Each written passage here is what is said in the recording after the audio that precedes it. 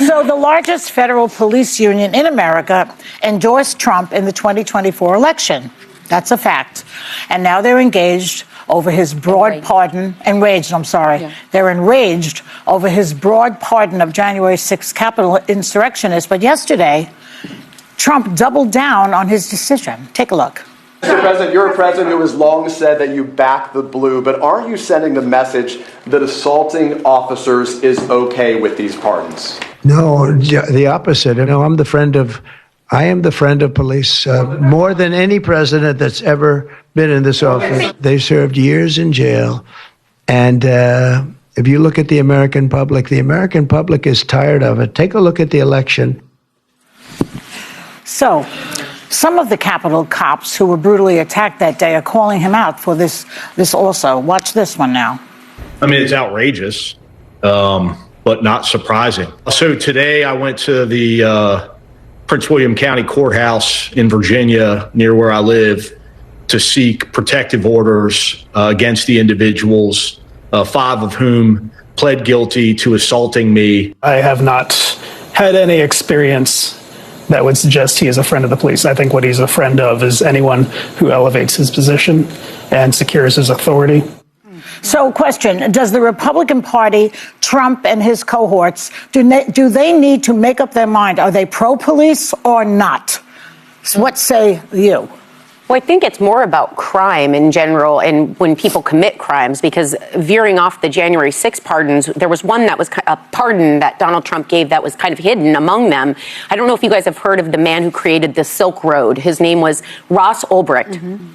And he made a marketplace outside of the law enforcement, the realm of law enforcement, selling drugs like heroin, cocaine, weapons, pornography, it was called the dark web. Yeah. And 6 deaths were attributed to drugs that were sold on that website. He pardoned him yesterday. He had been sentenced without the possibility of parole in 2015. And the reason Donald Trump gave was, I just called the mother of Ross William Ulbricht to let her know that in honor of her and the libertarian movement, which supported me so strongly, I am going to release him. So right now we have him marching into schools and churches to get rid of immigrants who must be criminals, while he allows a criminal, because he's American, to just come out of prison. So it's, Not because he's American. Because he's no, because he's a supporter. He's a supporter of Donald Trump. Right. I think that the more important part here is not just police. It's, do we enforce our laws and punish people who have committed crimes, or do we not? Yeah, and we should. Of course. I was particularly, as a former federal prosecutor, struck by the fact that he would pardon over 1,500 people, especially those that were violent towards law enforcement officers. I mean, we had at least 4 officers, I believe, 4 or 5 that were injured severely, not only physically, but also mentally. And I will say this, if there is no accountability, people will be emboldened to do more. When you are a prosecutor, you don't only prosecute someone because they've committed a crime. You also prosecute someone so that you send a message to society that this type of behavior is unacceptable in our society. What he has now said is that it is unacceptable. And let me just finish with this. Pam Hemphill, who was a South Carolina resident, she served a federal prison sentence for her role in the riot. She said this in a video posted to X yesterday. I will not accept a pardon because that would be an insult to the Capitol police officers, to the rule of law, and to the... Looking at the women in the views talking about President Donald Trump, we all know what happened January 6th. January 6th was that period that we see President Donald Trump, there was that fight. He refused that he didn't won the election. He didn't lose the election.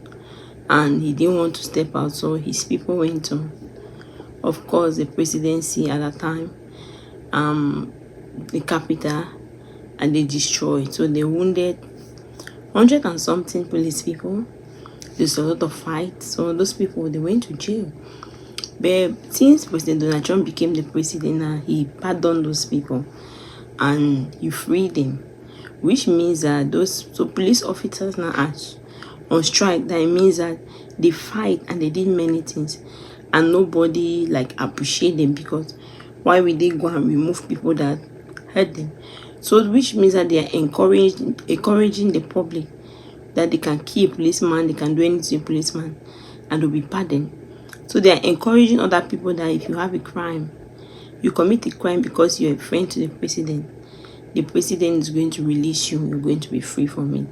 So the women in the video did not find that funny. They said that that was so bad of what President Trump did because someone like Biden.